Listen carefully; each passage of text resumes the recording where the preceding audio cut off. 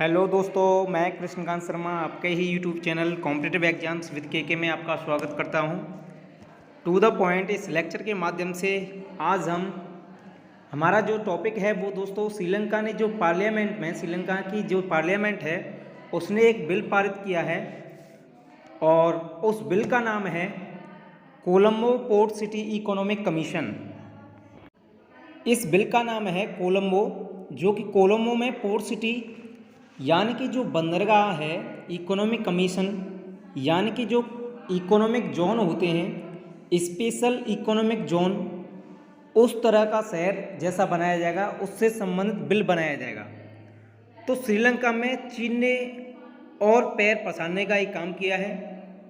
हम्बनटोटा जो बंदरगाह है, हम्बनटोटा बंदरगाह के बाद कोलंबो पोर्ट सिटी भी अब चीन के हवाले हो चुका है। यहाँ का पासपोर्ट भी अलग होगा, ऐसा कुछ बताया जा रहा है। जैसा कि हम जानते हैं कि चीन श्रीलंका पर लगातार अपना प्रभुत्व जमाने की कोशिश में लगा हुआ है, अपना दबदबा बढ़ाने की कोशिश में लगा हुआ है। कोलंबो का जो बंदरगाह है उसको विकसित कर रहा है। उसके तहत जो कंपनी कोलंबो की विकसित कर रही है उसने लगभग 153 एकड़ ज़मीन ली है और उस ज़मीन को 99 साल की लीज पर दे दी है। श्रीलंका सरकार ने 99 साल की लीज पर चीन को दे दी है। अब वहाँ वो अपना शहर बनाना चाह रहा है, उसका अपना ही शहर होगा और वहाँ चीन के ही लोग होंगे। और इस शहर का प्रशासन कैसे हो, इसके लिए एक आयोग गठित किया जाएगा। यह आयोग दोस्तों 7 सदस्य आयोग होगा। इसमें 5 सदस्य श्रीलंका के होंगे और 2 सदस्य चीन के होंगे। ये बहुत खास बात है। इसकी जो सबसे इम्पोर्टेंट बात यह है कि इस पोर्ट सिटी के नियम कानून सबसे अलग होंगे। सोचिए, अगर इस सिटी में एंटर भी करना है तो उसके लिए अलग से पासपोर्ट लेना पड़ेगा, वहाँ के लिए अलग से नियम कानून होंगे, टैक्सेशन सिस्टम अलग होगा। ये सारे फैसले ये आयोग ही करेगा। आप ये कह लीजिए कि एक प्रकार से कोलंबो में चीन का नकर होगा और उसको प्रभुसत्ता में आयोग के पास होगी, उसकी जो प्रभुसत्ता होगी वो आयोग के पास होगी। आप कल्पना ये कर सकते हैं।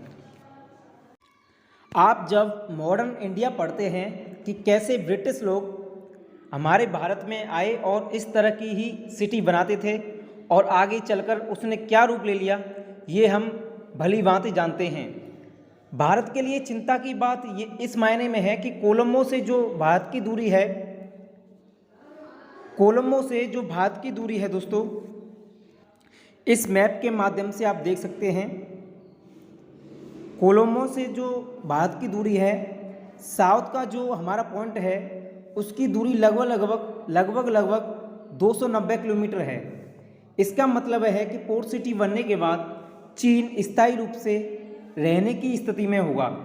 99 साल दोस्तों बहुत होते हैं, एक प्रकार से उसका अड्डा बन गया है और भारत से हार्डली उसकी दूरी 300 किलोमीटर है। चीन के साथ हमारे कैसे संबंध हैं हम ये जानते हैं। चीन के साथ पाकिस्तान के क्या संबंध हैं ये बहुत अच्छे से जानते हैं। चाइना पाकिस्तान इकोनॉमिक कॉरिडोर बन रहा है और उसके चीन पाकिस्तान को कितना धन दे रहा है आपको मालूम है। यहाँ तक कि चीन की ये स्थिति हो गई कि वह पाकिस्तान की विदेश नीति में भी हस्तक्षेप करने लगा है।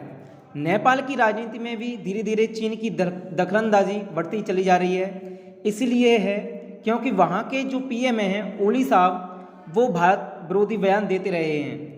सियाचिन के मामले की अगर बात करें तो सियाचिन के मामले में आपको मालूम होगा कि कैसे लगातार हम चीन के विरोध का सामना कर रहे हैं और अभी जो खासकर लद्दाख में जो हुआ है वो आपके सामने है। तो कुल मिलाकर कि ऐसी परिस्थितियों में चीन के लिए श्रीलंका की सरकार द्वारा इस बिल का पारित किया जाना भारतीय सुरक्षा की दृष्टि से देखा जाए थोड़ी सी चेतावनी तो जरूर ही है।